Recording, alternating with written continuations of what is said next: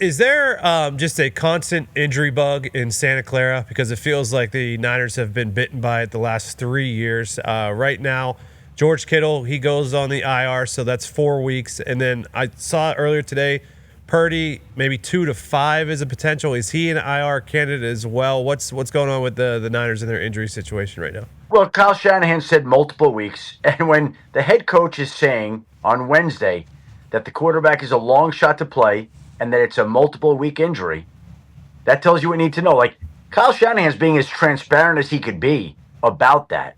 And so right now, it'll depend on how Purdy feels as he's coming along, whether he misses 2 games, 3 games, 4. They don't know yet.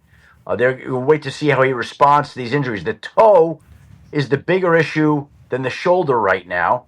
He hurt it when he got tackled out of bounds by Julian Love on Sunday. They knew it was hurt during the game. They knew it was an issue.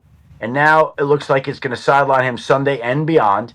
And so, I mean, it sets up a great storyline here. You prefer to have Brock Purdy out there, but Mac Jones finally playing for the 49ers.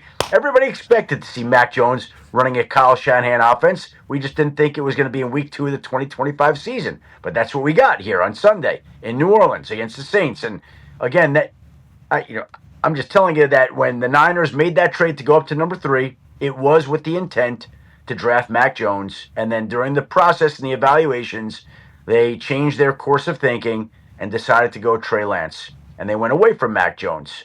And Mac Jones obviously signed with San Francisco this summer, trying to follow like the Sam Darnold plan. Sam Darnold went to San Francisco for a year before he went to Minnesota for a year before he got the big deal in Seattle. And so Mac Jones now gets a chance to show what he can do in the 49ers offense here. I love Brock Purdy, okay? Yes. I appreciate Brock Purdy. I respect Brock Purdy. I feel like I have banged the drum for Brock Purdy louder than most people because of how much respect I have for his story. To be drafted where he was drafted, become the starter against all odds and just ball out and then immediately have success, and then everybody still thinking, oh, there's a reason they didn't draft him. He could walk on water, and they would say it's because he couldn't swim. Mm-hmm. And I didn't create that line, but that was really what Brock Purdy was being judged against, and I didn't like that. I thought he was a baller. Now, him finishing the game with his toe that's going to keep him out a couple of weeks is certainly something that we should respect his toughness as well. Because if it is something that's going to keep him out for multiple weeks, that had to be a real deal. He finished the game there. Mm-hmm. So I think a lot of people just assumed he was going to play because he finished the game. If you can finish the game, what are we talking about? Well, adrenaline's through the roof. You're doing this entire thing. But I say all that to say this. Shanahan liked Mac Jones, right, from the draft process. If Mac Jones balls out, okay, possible. Mac Jones balling out is possible. And again next week. And again the week after that.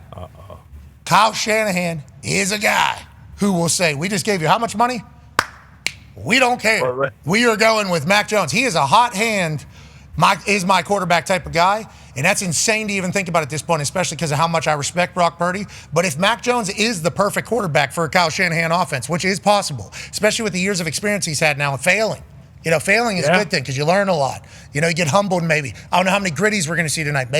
Maybe we see a few. But it's like maybe he's at a perfect spot for a Kyle Shanahan offense and his brain and his throwing. Maybe that's what, there's a possibility here. This is a huge storyline. Yeah, and his number one target in New England while he was there was Kendrick Bourne. And the 49ers brought in Kendrick Bourne to be another receiver because Jawan Jennings hurt his shoulder and they weren't sure about him. So Mac Jones is, basically his best target throughout his career thus far, you could say, because, that's the only place he started and played with him. Would be Kendrick Bourne. So him, McCaffrey's healthy, and Shanahan wanted him.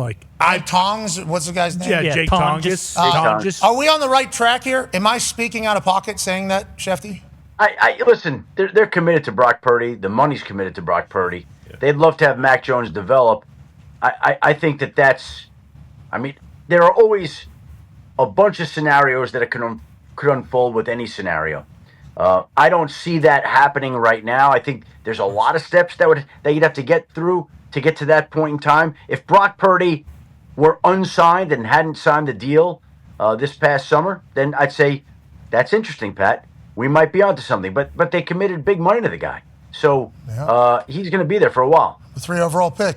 Why trade him? Traded a bunch for it. They put Mr. Irrelevant. up in there. It's a wild move, but if you're going to win, you're going to win. I miss Brock Purdy, but I'm excited to see if this is Mac Jones at his full potential. Yeah. Good luck to him. Good luck to all parties.